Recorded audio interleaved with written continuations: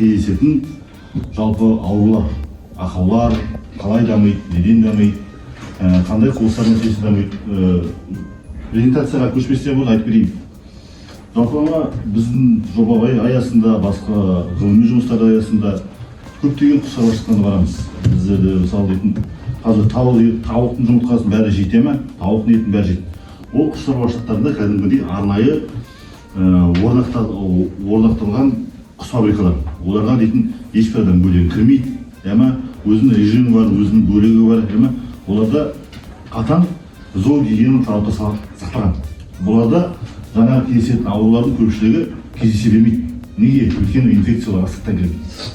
Біз айтып тұратынымыз, мысалы, жеке шағын кәсіпкерліктер, шағын қожалықтар, 1000 бас, 500 бас, 2000 бас, 5000 бас үйрек қазы бар, тауығы бар шаруашылықтар айтамыз.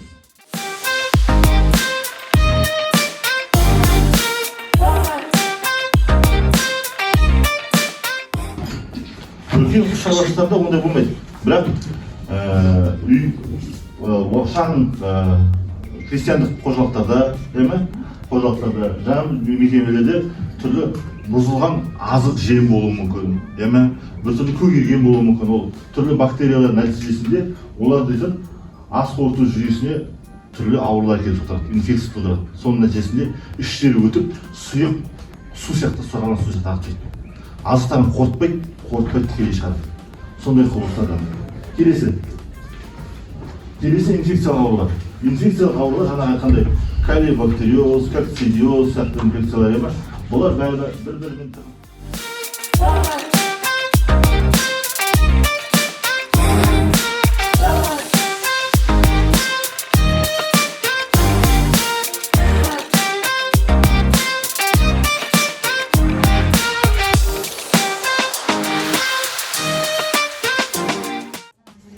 түрінде алып, одан ары қарай көбейтіп, өсіріп, және одан арнайы кросстар шығарып жатырмыз.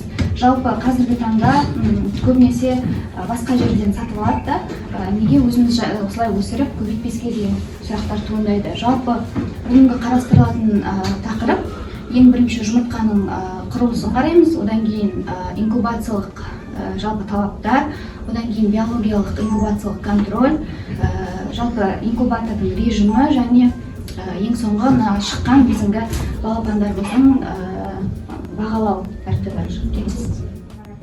Осылай салынады. Жалпы бізде инкубатордың түрлері, мұнда бізде қолданылатын қазіргі кезде бізде қолданған инкубатордың түрлері Blitz 72, UF45 және инкубатор MGA-ның 2 түрі. Мұнда MGA 4 және MGA 2, мұнда 4 насадка, 5 насадка, 2 насадка түрлері бар. Ең ерекшелігі, мұнда жұмыртқаны шығарып қана қоймайды, мұнда выводной шкаф дейді, және балапандар ішінде өздігінен дами алады, яғни пока үстері кепкенше осы выводной шкафта сақталады.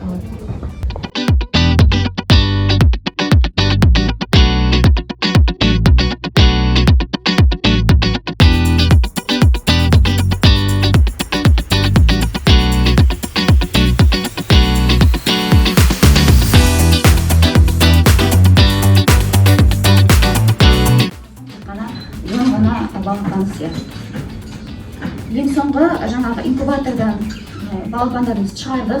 Болғаннан кейін әрбір құрал-жабдықты біз дезинфекциялауымыз керек.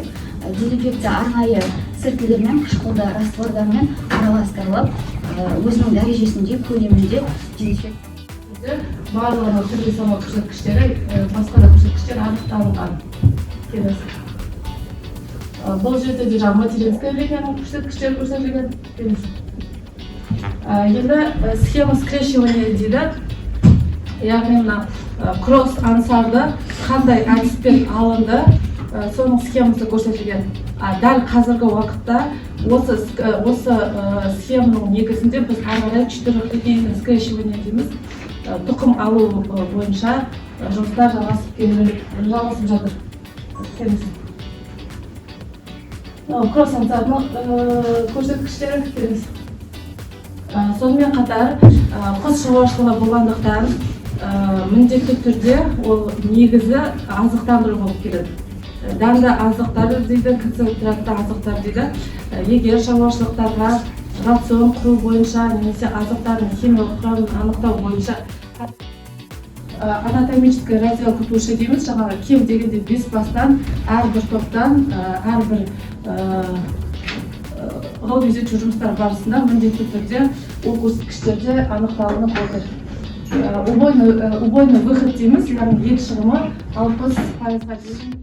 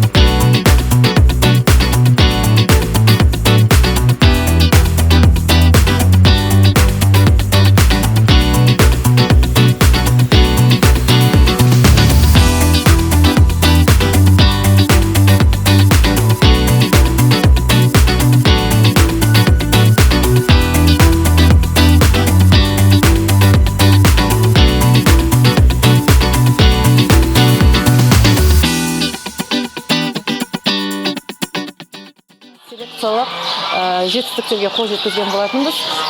Сол селекциялық жетістіктердің нәтижесі қазіргі уақытта осы жерде кросс-ансар үйректері өсіріліп келе жатыр. Сонымен қатар мускусный утка дейміз, осы молалықтарда осы 24 жылдан бастап өсіріп, ары қарай әртүрлі эксперименттер, әртүрлі ғылыми зерттеу жұмыстарын жасап келе жатырмыз. Жалпы ерекшелігіне келетін болсақ, бізге деген өнімділігі салыстырмалы түрде жоғары, сақталуы жоғары құстарды өсіруіміз керек. Сол себепті етті интенсификациялау дейміз, сол бағыттағы жүргізіліп жатырған ғылыми зерттеу жұмыстары. Жалпы бұл жобада бізде 2 ветеринария ғылымдарының кандидаты, мен өзім биология ғылымдарының кандидаты, сонымен қатар бір магистрант және бір докторантпен бірге университеттің басшылығының қолдауымен бірге жұмыс жасап жатырмыз. Әрбір жоба бойынша алға қойылған мақсат міндеттер бар. Неліктен Петропавл қаласын таңдадыңыздар? Нысаналы қаржыландыру жобасы бойынша Жаңғырық университетіне өтінім беруші, сонда соисполнитель дейміз, сонда орындаушы ретінде Қазнаумен жаңағы Петропавлдағы.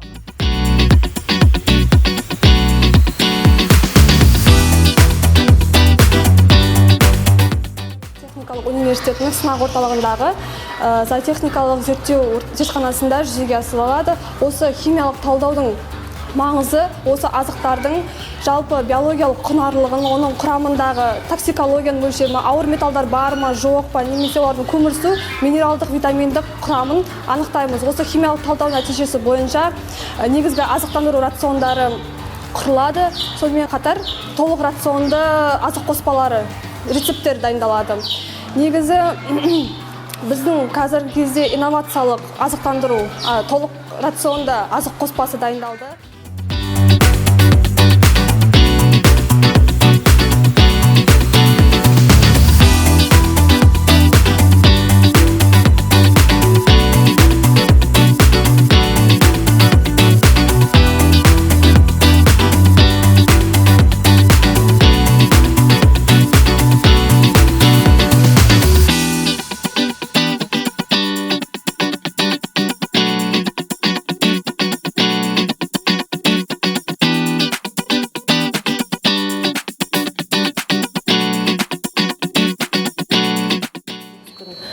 Инкубациядан шығу керек. Егер температуралық режим барлығына сәйкес келіп, поворот дейміз, соның барлығы сәйкес келетін болса, нормаға сәйкес келетін болса, онда 28 күнде шығу керек.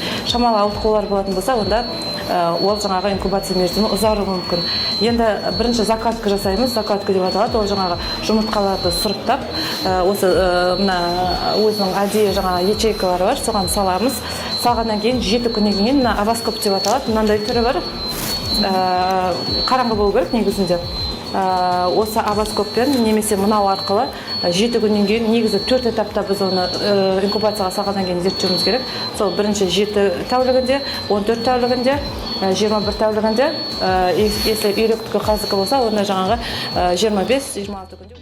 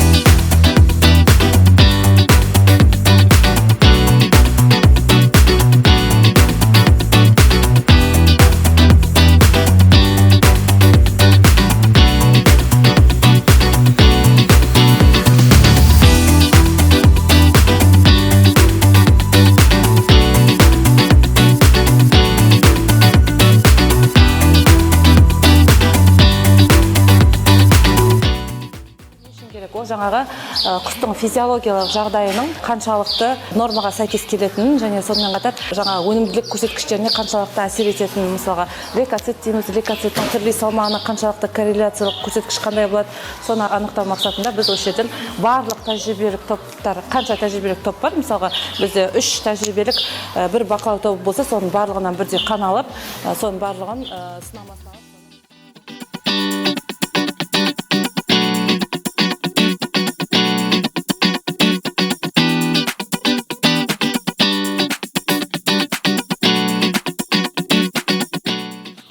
Ішіндегі біздің қыз балдарымыз құс шаруашылығымен, құс шаруашылығында болатын мән-жайды қарастырып, сол бойынша жобалар жазып, жас ғалымдар жобасынан түрлі жобаларды ұтып алып, жеңімпаз атанып, солардың жобаларын іске асырып жатыр.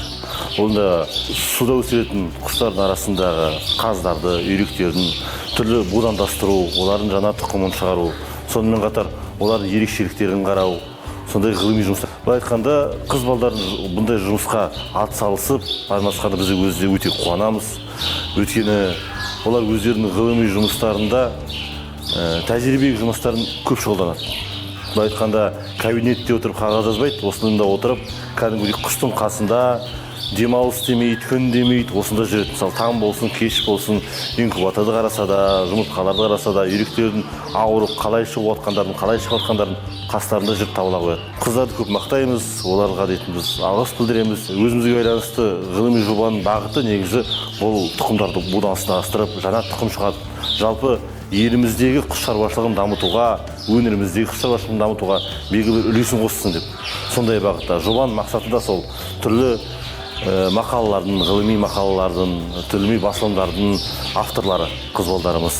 Соған араласып есептеу жұмыстарын, олардың өлшемін алу, күнделікті қарау, таңертең бір өлшейді, кешкісін бір өлшейді. Оның бәрі жұмыс, бұл да еңбек. Өйткені күнделікті апта сайын бұндай жұмысты қайта-қайта істеп отыру, өз-өзін итермелеп отыру, ол дейтін еңбекқорлық.